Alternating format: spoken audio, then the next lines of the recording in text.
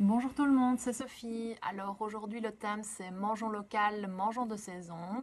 Donc on en parle de plus en plus, c'est fort en vogue. Maintenant tant mieux pour nous, tant mieux pour nos enfants, tant mieux pour nos producteurs, nos agriculteurs, mais aussi pour notre planète.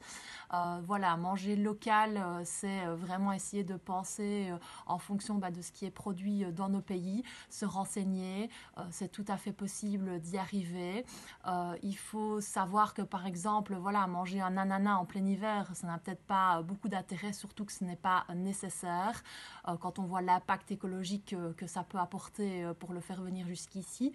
On peut penser aussi par exemple aux bananes, donc les bananes qu'on donne à nos enfants dans les premières popotes ou alors les premiers morceaux. C'est vrai que c'est hyper pratique, je ne dis pas qu'il ne faut pas en consommer, mais il faut peut-être le faire plus avec modération parce que même chose, ça ne vient pas de chez nous. Et dernière chose, par exemple, les avocats. Les avocats, alors oui, on leur donne énormément de propriétés avec les acides gras saturés, avec le magnésium, le potassium, la vitamine K, la vitamine C, la vitamine E. Donc c'est assez riche en fibres. Donc oui, ça a un impact positif pour notre santé, mais on peut tout à fait remplacer ça par d'autres produits bien plus proches. Il faut savoir quand même que pour produire un avocat, il faut 70 litres d'eau, contrairement à une tomate où il en faut 5. Donc ça a quand même un gros impact au niveau écologique et au niveau de la déforestation. On en consomme beaucoup trop. Le premier producteur, c'est le Mexique, donc on voit que ça ne vient pas vraiment de très près. Alors oui, il y en a un petit peu en Espagne, au Portugal, mais malheureusement, on en consomme tellement que ce n'est pas suffisant. Donc voilà, se poser un peu les questions par rapport à ça. Même chose, je ne dis pas qu'il ne faut pas en consommer, mais on ne consomme pas 3 4 fois par semaine. Je pense qu'une fois toutes les 3 semaines, voire une fois par mois, c'est largement suffisant.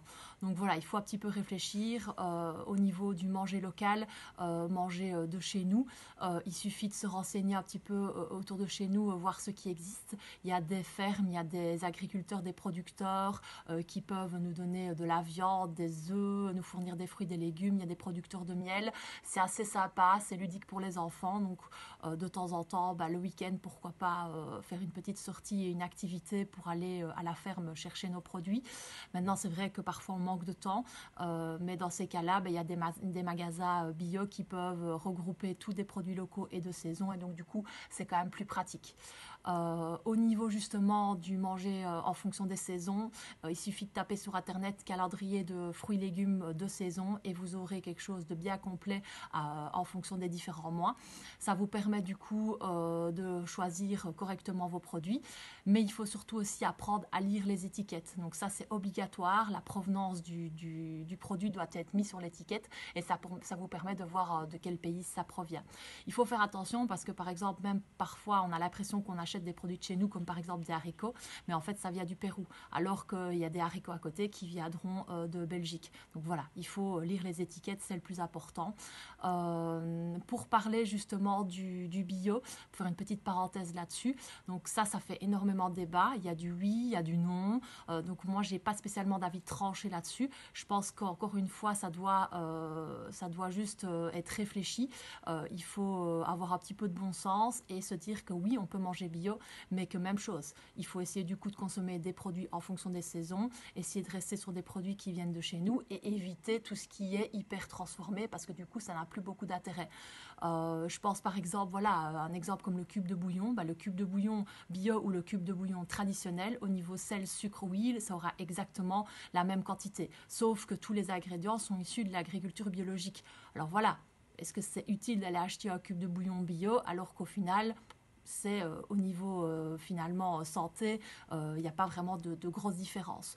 Il faut savoir qu'au niveau du bio, oui, on n'utilise pas des pesticides industriels, mais on utilise quand même des pesticides naturels qui ne sont pas spécialement 100% sains pour notre santé. Donc ça peut quand même avoir des effets négatifs. Donc voilà, c'est pas parce que c'est bio que c'est sain à 100% non plus. Le risque zéro n'existe pas, ça on le sait. Bio, ça veut dire aussi parfois au niveau du coût un petit peu plus cher, même si ça se démocratise de plus en plus parce qu'il y a énormément de magasins qui se développent et il y a de plus en plus de producteurs qui vont aussi dans le bio. Donc c'est vrai que c'est quand même beaucoup moins cher qu'il y a quelques années. Mais c'est pas à la portée de tous. Donc il ne faut pas non plus mettre la pression acheter bio pour acheter bio. Parfois, tout simplement, rester sur des produits locaux de saison, ça vous coûtera moins cher et ce sera aussi bon pour votre santé. Il faut juste les laver correctement, c'est tout. Donc voilà, manger bio, attention aussi, ça ne veut pas spécialement dire manger local.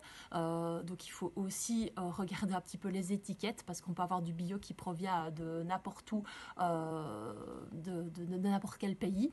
Et comme j'ai dit, manger bio ne veut pas dire non plus sain parce qu'il y a des produits qui sont ultra transformés et donc du coup ça n'a pas beaucoup d'intérêt. Donc voilà, le bio, ben voilà, c'est oui, c'est non, il faut juste le faire de manière raisonnée et du coup, ben voilà, je pense que oui, il faut en consommer, mais correctement. Ça, c'est le plus important.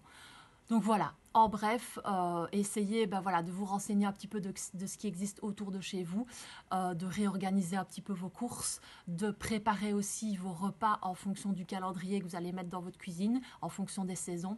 Alors pour ceux qui adorent consommer des fraises en plein hiver, ben c'est tout à fait possible. Vous les coupez quand c'est la saison, vous les congelez. Il faut juste avoir un bon congélateur avec de la place, mais du coup ça vous permet d'avoir des fruits et des légumes de n'importe quelle saison dans votre congélateur et de les consommer quand vous en avez envie. Voilà, mangez correctement, mangez intelligemment, prenez soin de vous et à bientôt.